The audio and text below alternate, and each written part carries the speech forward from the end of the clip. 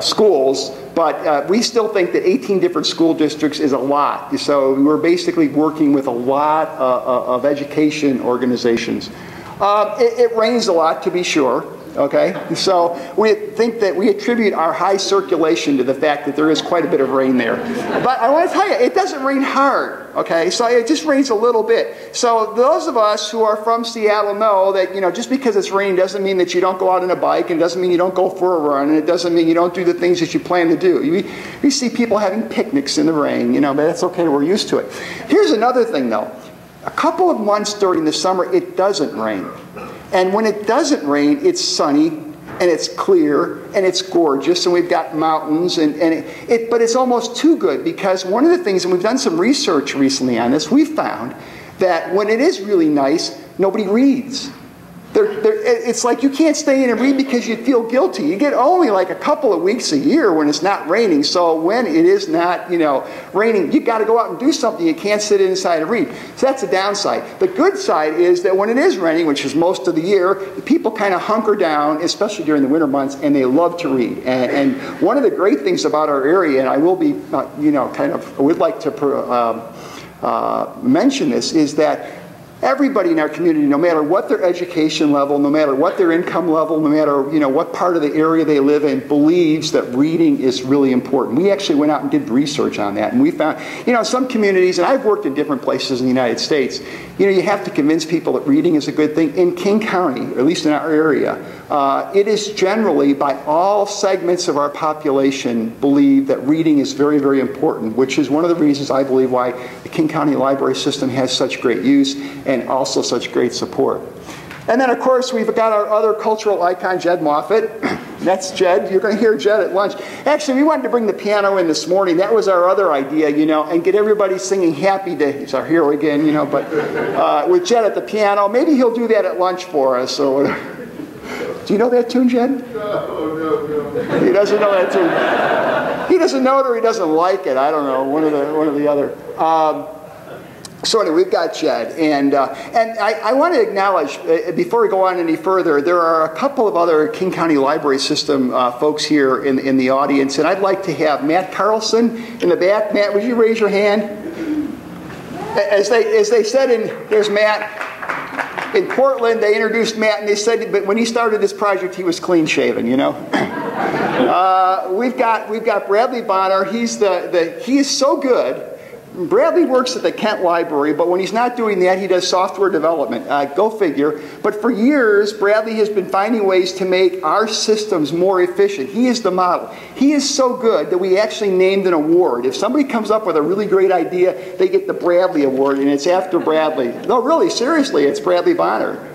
So we got Bradley here, and then we've got the guru of all circulation. We've got Karen Daniels, and she's kind of, I don't hope you don't take offense to this, Karen, but you're kind of like Haynes, the Haynes lady. It ain't so unless Karen says it's so, you know.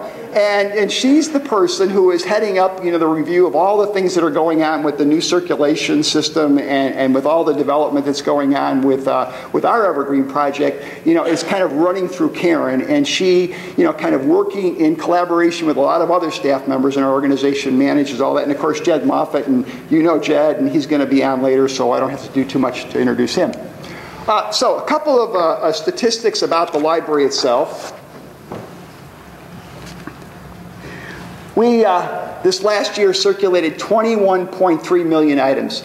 We were the second busiest library in the country, and then suddenly New York Public rose up and did something, and I don't know what they did. I think they, well, I'm assuming they just did good work.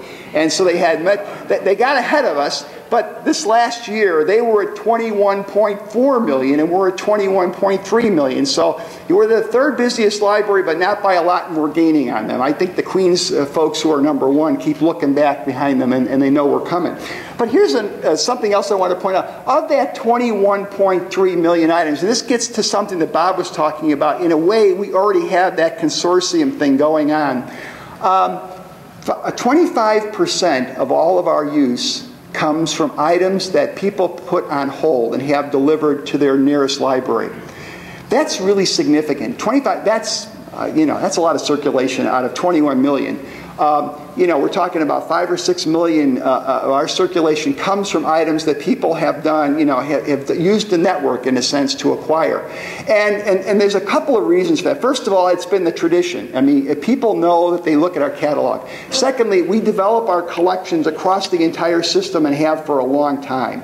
And so people really feel comfortable using our system, looking at our catalog, and they know that they're going to get that. If they put it on hold, it's going to get to their library pretty quickly. We have a tremendous delivery system, and a lot of it is, you know, using the FKI stuff. We've got kind of this legendary deal where we've got robots and things, you know, that move the crates around and the books go in and they get sorted automatically, and it's fast, it's good, it's big. It's so cool that one time we had a delegation from France coming into this big warehouse to look at it, and when you walk in, you can't see it at first, and you come into the big warehouse and all of a sudden it's like 3 stories high, and this French lady came in and she goes, "Ooh la la," you know.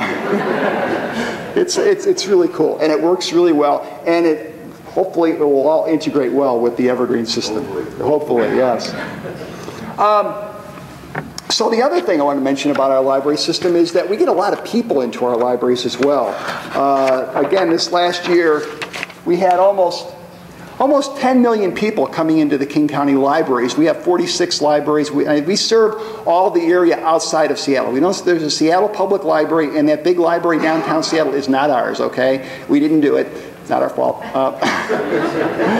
I've told the directors over there that, you know, our kind of thought about that. It's a great building, you know, as far as a library, we could talk about that. But here's what's happening with us, and it may be happening with libraries around the country. We think there's a movement afoot that libraries are becoming, you know, they're helping to create community. And that's the way we like to think of the King County library system. So that 10 million people coming into the libraries is really significant.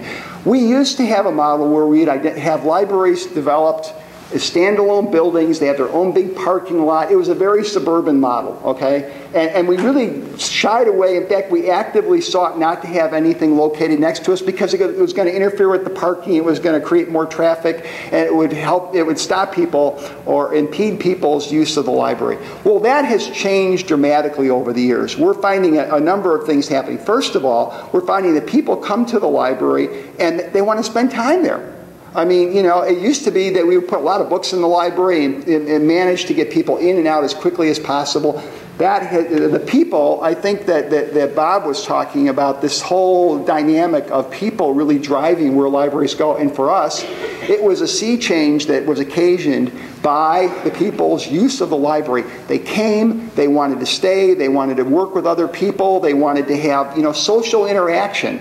And as part of that, and because we're such a draw, we started to see another thing happening. We had developers and retailers wanting to have libraries developed nearby. We had city governments that wanted to have libraries, you know, either next to their city hall or their most important park, or they're using the library as a way to develop their downtown area or whatever, because we are such a big draw. You know, and this is really interesting. So the idea of 10 million people coming into our libraries, I think, symbolizes all of those other really important issues. Now, in the King County Library System, I should mention that in 2004 we passed a bond issue, a $172 million bond issue, and we're using that to basically expand, renovate, and replace almost all the libraries in our system. So we have a fairly good building stock, but you know, more and more we're seeing that just the building itself is not the definition of the library. The library out in the community, the library online is just as important as the library as a place. But that's kind of, we're going to talk about that later.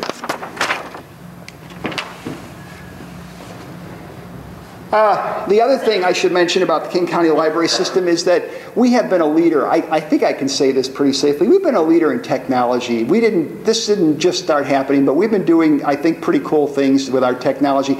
Now, not as cool as a lot of smaller libraries have been because we're so big, it really takes a lot more to move. You know, I've worked in different sized libraries myself, and you know, I think the best time I ever had in my library life was working in the Idaho Falls Public Library, where we could just decide to do things and make them happen next week, and we get to see whether it worked or not. We used to have a train running right between the library and the parking lot. One time we just stopped the train, And we just stopped it there, and we had a big program. As Saturday, all the kids could run through the train, and everything else. So we took this liability and turned it into, something really positive. And that's the kind of thing you can do at a smaller library. Whereas, we got 46 libraries, 1,200 employees. We got friends of the library groups who don't like anything you do. So